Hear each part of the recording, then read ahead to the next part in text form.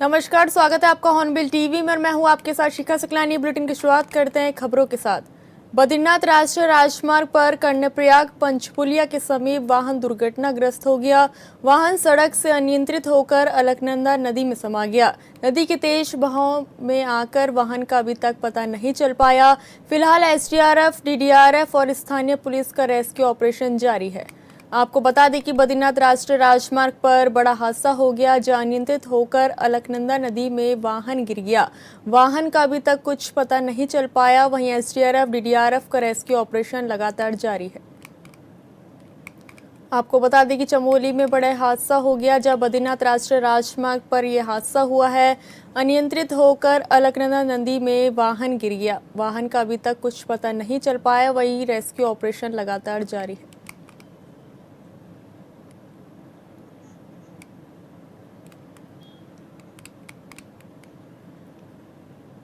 आपको बता दें कि चमोली के बद्रीनाथ राष्ट्रीय राजमार्ग पर हादसा हो गया है, जहां अनियंत्रित होकर अलकनंदा नदी में वाहन गिर गया। वाहन का अभी तक कुछ पता नहीं चल पाया। वहीं एसडीआरएफ, डीडीआरएफ का रेस्क्यू ऑपरेशन जारी है। आपको बता दें कि बद्रीनाथ राष्ट्रीय राजमार्ग पर हादसा हो गया, जहां वाहन अनियंत्रित होकर गहरी नदी में समा गया है। वहीं रेस्क्यू ऑपरेशन लगातार जारी है। आपको बता दें कि बद्रीनाथ राष्ट्रीय राजमार्ग पर हादसा हो गया, जहां अनियंत्रित होकर नदी में वाहन समा गया है। पुलिस, एसडीआरएफ और डीडीआरएफ का ऑपरेशन लगातार जारी है। वाहन का अभी तक कुछ पता नहीं चल पाया है। बद्रीनाथ राष्ट्रीय राजमार्ग पर यह हादसा हुआ है। एसडीआरएफ, डीडीआरएफ का रेस्क्यू ऑपरेशन लगातार जारी है। आपको बता दें कि चमोली में बड़े हादसे की खबर सामने आ रही है, जहां अनियंत्रित होकर अलकनंदा नदी में वाहन गिर गया। आपको बता दें कि टीवी स्क्रीन पर चमोली से खबर है, जहां एक अनियंत्रित होकर नदी में वाहन गिर गया है। वहीं रेस्क्यू ऑपरेशन लगातार जारी है। एसडीआरएफ, डीडीआरएफ रेस्क्यू ऑपरेशन लगातार जारी है।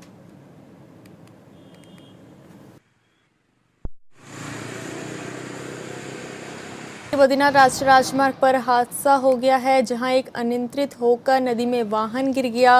वहीं एसडीआरएफ, डीडीआरएफ रेस्क्यू ऑपरेशन लगातार जारी है। वहीं वाहन का अभी तक कुछ पता नहीं चल पाया है।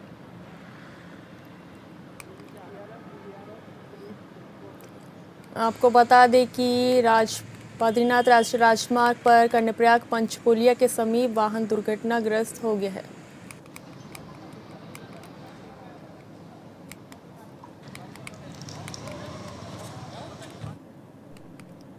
हरिद्वार में दधीची अंगदान संकल्प अभियान कार्यक्रम का आयोजन किया गया। इस कार्यक्रम में केंद्रीय स्वास्थ्य मंत्री जेपी नड्डा विशेष रूप से शामिल हुए। मुख्यमंत्री पुष्कर सिंह धामी भी इस अवसर पर उनके साथ मौजूद रहे। यह अभियान अंगदान के महत्व को बढ़ावा देने और समाज में अंगदान की संकल्पना को मजबूत करने के उद्देश्य से चलाया जा रहा है। कार्यक्रम में दोनों नेताओं ने अंगदान को प्रोत्साहित किया और लोगों से अंगदान करने की अपील की। अतिथि महोदय, विशिष्ट अतिथि महोदयों, सबका सम्मान करें। और आप ये सच में मेरे लिए बहुत ही खुशी का विषय है कि आज अखिल विश्व गायत्री परिवार ने इस आंदोलन के रूप में दधीची देहदान के कार्यक्रम को लिया है। सबसे पहले तो मैं अखिल विश्व गायत्री परिवार को इसके लिए बहुत बहुत बधाई देता हूं और बहुत बहुत शुभकामनाएं देता हूं। यह पवित्र अवसर है क्योंकि जिस तरीके से आप आध्यात्मिक जागृति ला रहे हैं और आध्यात्मिक जागृति के साथ साथ मनुष्य के अंदर जिस करुणा की आवश्यकता है समाज और देश की सेवा के लिए, उसको आप उद्धृत करने में अपना योगदान कर रहे हैं।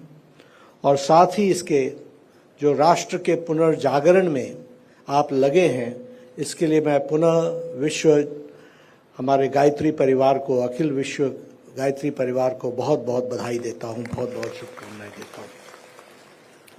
आज यह भी खुशी का विषय है कि हम अखंड द्वीप के जो जन्म शताब्दी मना रहे हैं, वह उसका एक विशेष तात्पर्य भी है। हम सब जानते हैं कि ये माता भाग्यवती देवी जी की शर्मा जी का 1926 में जो जन्म के साथ साथ इसको जोड़ा गया है और तब से जो हमारे आदरणीय गुरुदेव जी ने जो एक परम वंदनीय हैं, उन्होंने जो इस कार्यक्रम को चलाया और जो अखंड दीप जलाया है, उसको भी हम 100 वर्ष पूरे होने पर उसके भी हम बना रहे हैं। उसके लिए मैं विशेष करके आपको बधाई देता हूँ। ये जो हमारे आदरणीय चिन्मया जी ने अपना वक्तव्य रखा है, मुझे नहीं लगता कि उसके बाद कुछ बोलने की आवश्यकता है, क्योंकि उन्होंने आध्यात्मिक तरीके से मनुष्य के जीवन का मकसद, मनुष्य के जीवन का पर्पस, मनुष्य के जीवन की योजना और उसका उद्देश्य, उस पर बहुत गहराई से उन्होंने विस्तृत रूप से और हमारे ऐतिहासिक घटनाओं को उन्होंने आध्यात्मिक घटनाओं को उल्लेख करके उद्धृत करके हमको बताने का प्रयास किया है। मुझे पूरा विश्वास है कि आने वाले समय में ये जो पब्लिक अवेयरनेस है, ये जो जन जागृति है, ये कुल मिलाकर के ज्योति अब ज्वाला बनेगी और तीव्र गति से आगे बढ़ेगी। ऐसा जो लक्ष्य आपने लिया है, उसके लिए भी मैं आपको बधाई देता हूँ। दधीची जो देहदान और ऑर्गन डोनेशन का जो ये प्लेज प्रोग्राम है, जो संकल्प लेना और शपथ लेने का जो कार्यक्रम है, ये इसके लिए मैं आपको भी और मेदांता टीम को भी इसके लिए मैं बधाई देता हूँ। और आपने जो नाम दधीची देदान रखा है, क्योंकि दधीची, ऋषि दधीची हमारे लिए त्याग की मूर्ति हैं, त्याग के सिंबल हैं, और उसके साथ जब आपने इसको जोड़ा है तो निश्चित रूप से एक और अच्छे तरीके से हम सबको प्रेरणा मिलती है।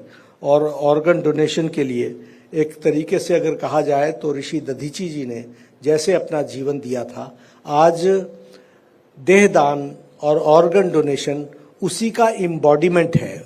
मॉडर्न दुनिया में, आज के परिवेश में वह उसका रूप है कि जो दधीची जी ने हमको, ऋषि दधीची ने जो हमको बताया, उसको साकार करने का तरीका आज अंगदान है, आज देहदान है। इस बात को भी हम सब लोग समझ पाते हैं। हम आपको जानकर खुशी होगी, यहाँ अनिल कुमार जी बैठे हैं जो नोटो के डायरेक्टर हैं। आदरणीय प्रधानमंत्री मोदी जी ने अंगदान की दृष्टि से नोटो ऑर्गेनाइजेशन के द्वारा चलने वाले जो ऑर्गन डोनेशन का कार्यक्रम है, इसको भारत सरकार ने टोटल फंडिंग, इसकी भारत सरकार ने अपने पास रखी है और टोटल फंडिंग कर रही है। ये भी हमको ध्यान में रखना चाहिए।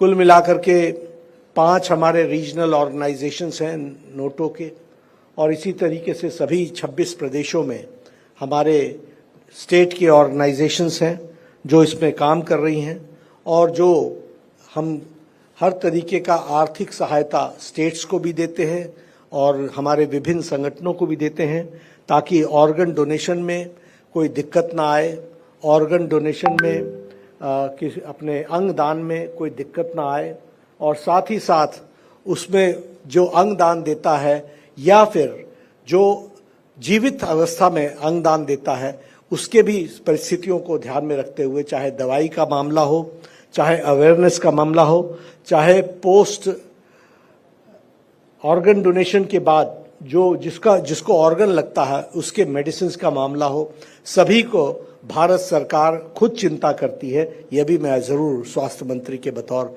आपके साथ बताना चाहता हूं, और इसको आगे बढ़ाने का प्रयास चल रहा है। राजा शिवी ने एक असहाय कबूतर की रक्षा के लिए अपने शरीर का मांस तक अर्पित कर दिया था। ये प्रसंग हमें सिखाते हैं कि भारतीय संस्कृति में किसी प्राणी की रक्षा, परोपकार के लिए स्वयं को अर्पित कर देना वो सबसे बड़ा धर्म है, सर्वोच्च धर्म है। मेरा मानना है कि यदि हमारे निधन के पश्चात हमारे शरीर का कोई अंग किसी व्यक्ति के जीवन को नया बना सकता है, पुनः जीवन दे सकता है, तो इससे बड़ा दान, इससे बड़ा परोपकार और इससे बड़ा पुण्य कोई दूसरा नहीं हो सकता है। भाइयों बहनों, आज के वैज्ञानिक युग में अंगदान एक ऐसा माध्यम बन चुका है जिसके द्वारा कोई व्यक्ति अपनी मृत्यु के पश्चात अनेकों लोगों को नवजीवन प्रदान कर सकता है। आप सभी भली भांति जानते हैं, हमारे देश में अभी जैसा डॉक्टर चिन्मया जी ने बताया कि प्रतिवर्ष लाखों लोग असमय मृत्यु का शिकार बन जाते हैं और इनमें से कई ऐसे भी होते हैं जिनकी जान समय पर अगर उनको अंग उपलब्ध हो जाए, उनका प्रत्यारोपण हो जाए तो बचाई जा सकती है, लेकिन जागरूकता की कमी और अंगों की उपलब्धता के अभाव के कारण हम उन्हें बचा नहीं पाते हैं। मुझे अत्यंत प्रसन्नता है कि विश्व में सनातन संस्कृति की दिव्य चेतना का प्रसार करने का महान कार्य अखिल विश्व गायत्री परिवार इस महत्वपूर्ण विषय पर समाज में जागरूकता फैलाने का श्रेष्ठ कार्य कर रहा है। और मुझे ये भी विश्वास है कि जिस प्रकार से आज चिन्मया जी का अभी मैं यहाँ पर उद्बोधन सुन रहा था और आज हमारे स्वास्थ्य एवं परिवार कल्याण मंत्री आदरणीय नड्डा जी हम सब के मध्य में हैं, तो जिस प्रकार से गायत्री परिवार ने बीड़ा उठाया है तो निश्चित रूप से मेरे मन में कोई संदेह नहीं है, मुझे पूरा विश्वास है कि आने वाले समय में यह भी एक जन आंदोलन बनेगा। मैं इस पुनीत कार्य के लिए गायत्री परिवार को तथा मेदनता की समर्पित चिकित्सकों एवं विशेषज्ञ टीमों को सभी को साधुवाद देता हूं। भाइयों बहनों, आदरणीय प्रधानमंत्री श्री नरेंद्र मोदी जी द्वारा वर्ष 2014 में देश में अंगदान एवं प्रत्यारोपण की प्रक्रिया को सुव्यवस्थित, पारदर्शी और सुदृढ़ बनाने के उद्देश्य से राष्ट्रीय अंग एवं ऊतक प्रत्यारोपण संगठन की स्थापना की गई और इसी से प्रेरणा लेते हुए हमारी राज्य सरकार ने भी 2025 में राज्य अंग एवं ऊतक प्रत्यारोपण संगठन की स्थापना की, जिसके अंतर्गत आज राज्य में मानव अंग एवं ऊतक प्रत्यारोपण अधिनियम के प्रभावी क्रियान्वयन को सुनिश्चित किया जा रहा है। और इस संगठन के गठन के पश्चात आज राज्य में सरकारी एवं निजी अस्पतालों, गैर सरकारी संगठनों, जिला प्रशासन, पुलिस, परिवहन विभाग तथा अन्य संबंधित संस्थाओं के बीच समन्वय में भी उल्लेखनीय रूप से सुधार हुआ है। इतना ही नहीं, हम दून मेडिकल कॉलेज में राज्य के प्रथम सरकारी गुर्दा प्रत्यारोपण केंद्र का निर्माण भी करा रहे हैं। इसके साथ ही हमने दून मेडिकल कॉलेज में बोन बैंक की स्थापना भी की है, जिससे अस्थि एवं ऊतक प्रत्यारोपण सेवाओं को नई गति मिलेगी। हमारा प्रयास है कि राज्य में नए प्रत्यारोपण केंद्रों, अंग प्राप्ति केंद्रों, ऊतक बैंकों तथा जिला स्तरीय अंगदान केंद्रों का व्यापक नेटवर्क विकसित किया जाए, जिससे जरूरतमंद व्यक्ति को समय पर उपचार उपलब्ध हो सके। इसके साथ ही हम जन जागरूकता अभियानों के माध्यम से अंगदान के प्रति लोगों को सोच में सकारात्मक प्रयास लाने का भी, परिवर्तन लाने का भी प्रयास कर रहे हैं। आज के इस विशिष्ट अवसर पर मैं आप सभी से ये आग्रह करता हूं कि आइए हम सभी मिलकर ये संकल्प लें कि हम अपने जीवन काल में मानवता के कल्याण के लिए समर्पित भाव से कार्य करेंगे और मृत्यु के पश्चात भी मानवता के काम आएंगे। मुझे पूरा विश्वास है कि आज का ये कार्यक्रम समाज में अंगदान के प्रति एक नई चेतना, जागरूकता, सकारात्मक परिवर्तन का मार्ग प्रशस्त करने में सफल होगा। साथ ही मानवता की सेवा के लिए हमारे विकल्प रहित संकल्प को साकार करने में भी बहुत सहायक सिद्ध होगा। इन्हीं शब्दों के साथ मैं इस जनकल्याणकारी एवं प्रेरणादायी पहल के लिए अखिल विश्व गायत्री परिवार मेदांता के सभी विशेषज्ञ चिकित्सकों तथा इस अभियान से जुड़े हुए प्रत्येक व्यक्ति के प्रति आभार व्यक्त करता हूं। साथ ही आदरणीय केंद्रीय स्वास्थ्य एवं परिवार कल्याण मंत्री आदरणीय जेपी नड्डा जी का पुनः उत्तराखंड आगमन पर हृदय से स्वागत एवं आभार व्यक्त करते हुए अपनी वाणी को विराम देता हूं। धन्यवाद। मसूरी के कोल्लूखेत इको टैक्स बैरियर पर लगने वाले लंबे जाम से राहत दिलाने के लिए नगर पालिका ने फास्टैग सिस्टम लागू करने का प्रस्तावित पारित किया है। इस योजना के तहत बैरियर को 4 लेन बनाया जाएगा, जिसमें स्थानीय निवासियों को छूट मिलेगी। शहर के मुख्य माल रोड के दोनों बैरियरों पर भी फास्टैग लगाने की प्रक्रिया शुरू हो चुकी है, जिसके लिए फिलहाल स्थानीय जनता से सुझाव मांगे जा रहे हैं। मैं तो पास पे फास्ट हो गया था कि इको का बोर्ड में पास है, अभी मॉल रोड का पास नहीं है, लेकिन इको जो कोल्लूखेत में इको टोल है हमारा, उसको पहले बोर्ड में पास हो चुका था कि वहाँ पे फास्टैग लगाया जाए। लेकिन बहुत सारी संस्थाओं के बावजूद हम लोगों ने सोचा कि क्यों न एक बार शहर के जो जितने भी सामाजिक राजनीतिक संस्थाएं हैं उनको बुला करके एक बार बातचीत की जाए कि लोगों की क्या प्रतिक्रिया इसमें है। तो आज उसी संदर्भ में ये बैठक रखी गई है और जिसमें बहुत विस्तार से चर्चा की गई है कि इसके क्या नफ़े नुकसान या किस तरीके से हम लोग इसको मैनेज कर सकते हैं। और उसमें सर्वसम्मति से उसमें स्वीकृति दी गई कि इको टैक्स फास्टैग लगना चाहिए इको पे। और जहाँ तक मॉल रोड की बात है, मॉल रोड में भी यही सारी चीज़ें, यही प्रोसेस पूरा रहेगा। लेकिन मॉल रोड में थोड़ी सिचुएशन अलग रहेगी, तो उस सिचुएशन को कैसे हैंडल किया जाए इस पर भी आज बहुत अच्छी तरीके से विस्तृत रूप से बातचीत की जाए कि जितने भी मॉल रोड पे जो हमारी लोकल जो मसूरी शहर की जो गाड़ियाँ हैं उनका एक रजिस्ट्रेशन होना चाहिए, ताकि एक हमारे पास एक डाटा भी रहे और उनको हम फास्टैग फ्री भी कर सके मॉल रोड पे आने जाने के लिए। उत्तराखंड के नैनीताल जिले के रामनगर निवासी और मर्चेंट नेवी अधिकारी कैप्टन अजय पंत की यूनाइटेड किंगडम में गिरफ्तारी का मामला राजनीतिक तूल पकड़ने लगा है। युवा कांग्रेस कार्यकर्ताओं ने विदेश मंत्री के नाम उप जिलाधिकारी गोपाल सिंह चौहान को ज्ञापन सौंपकर केंद्र सरकार से तत्काल राजनीतिक हस्तक्षेप करने की मांग की। साथ ही संगठन ने कैप्टन अजय पंत की जल्द रिहाई और सुरक्षित भारत वापसी सुनिश्चित करने की अपील करते हुए चेतावनी दी कि कार्रवाई नहीं होने पर प्रदेश भर में आंदोलन शुरू किया जाएगा।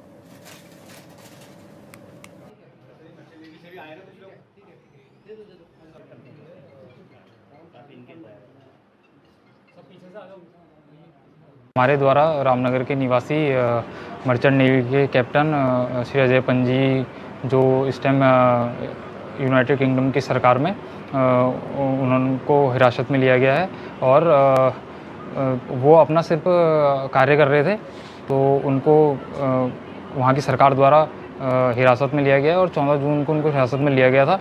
हम चाहते हैं कि जो भारत सरकार है और जो विदेश मंत्रालय है वो उनकी लड़ाई को लड़े वहाँ न्यायालय में। 16 जुलाई को उनकी पेशी है, तो अब पूरा जो भी जियोपॉलिटिकल आपका भारत सरकार का जितने भी अधिकारी हैं और आपके जो ये फॉरेन अफेयर्स मिनिस्टर हैं वो उसमें पूरा इंटरफेयर करे और उन्हें पूरी कानूनी मदद मिले जिससे उनकी सकुशल वापसी भारत में हो।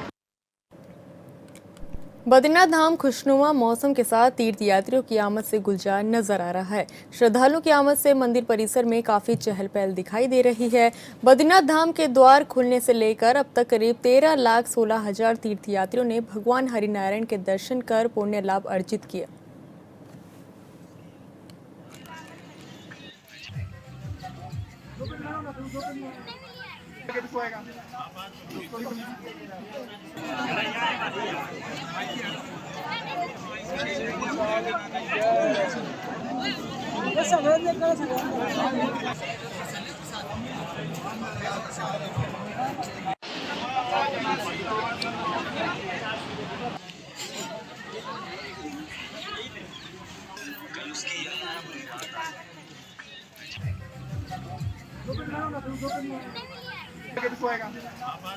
पुलिस ने नशा तस्करों के खिलाफ चलाए जा रहे ऑपरेशन प्रहार के तहत विकासनगर में बड़ी कार्रवाई की है।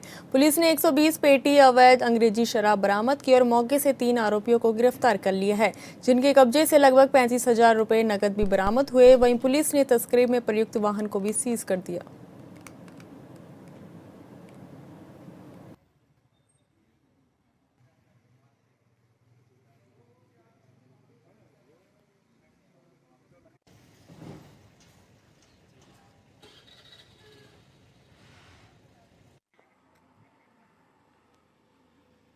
ऑपरेशन प्रहार के तहत कोतवाली विकासनगर क्षेत्र में कुल्हाल बॉर्डर पर सघन चेकिंग के दौरान रात्रि में एक छोटा हाथी जो कोंटा साइड की दिशा से देहरादून की तरफ आ रहा था उसको रोका गया।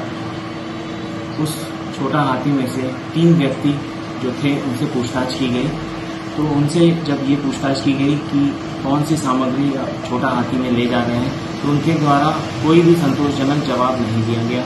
उसके बाद उस वाहन की तलाशी ली गई और उस वाहन में से 120 पेटी अवैध अंग्रेजी शराब बरामद हुई और साथ ही साथ 35,000 नकद भी बरामद हुए। मौके से ही उस वाहन को सीज किया गया और उन 3 व्यक्तियों को गिरफ्तार किया गया। आबकारी अधिनियम के तहत मुकदमा देहरादून की मशहूर लीची अब सिर्फ भारत ही नहीं बल्कि विदेशों में भी अपनी मिठास का परचम लहरा रही है। पहली बार देहरादून से ताजी लीची की खेप सीधे इटली भेजी गई। ये सिर्फ एक्सपोर्ट नहीं बल्कि उत्तराखंड के किसानों और बागवानी क्षेत्र के लिए बड़ी उपलब्धि मानी जा रही है। आखिर क्यों विदेशों में बढ़ रही है देहरादून की लीची की डिमांड और इससे किसानों को कितना फायदा होगा, इस रिपोर्ट में देखिए।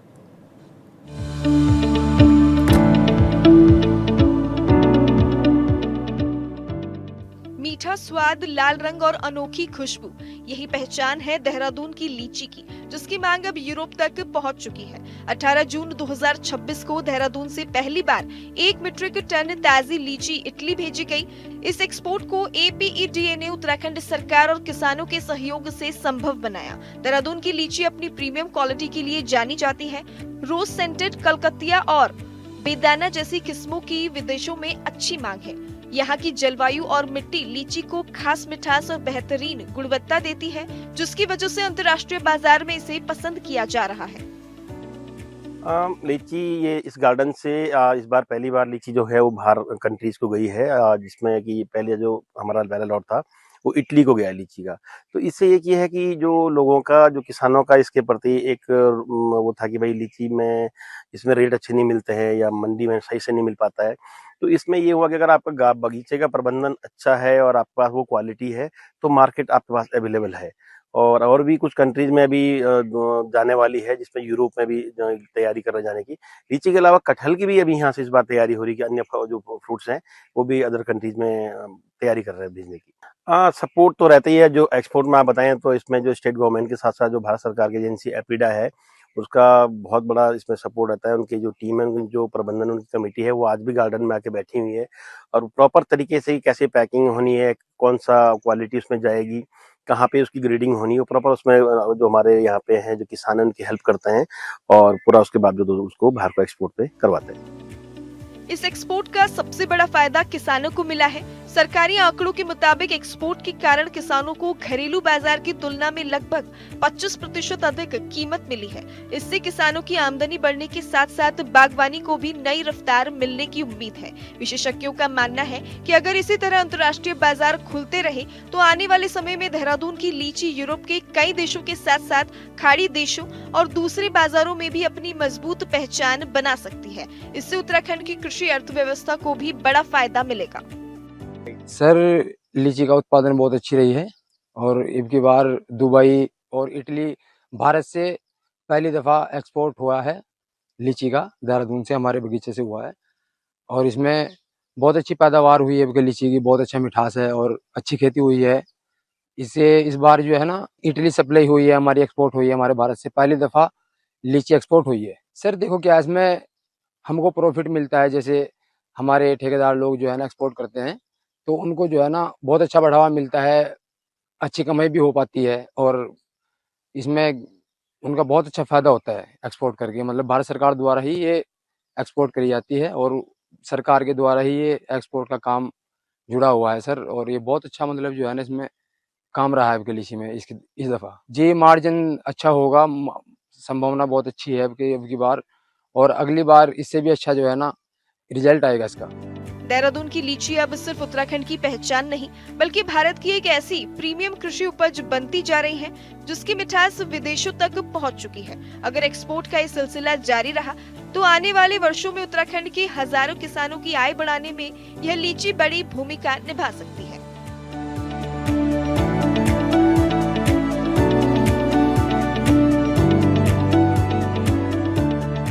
राजधानी देहरादून की लीचियां इस बार खूब सुर्खियों में है क्योंकि इस बार का एक्सपोर्ट दुबई और इटली जैसे देशों में भी हुआ है। यानी कि देहरादून से जो लीचियां हैं वो दूसरे देशों में इस बार एक्सपोर्ट की गई हैं और ये बताया जा रहा है कि अच्छी खासी कीमत इस बार की लीचियों की रही है।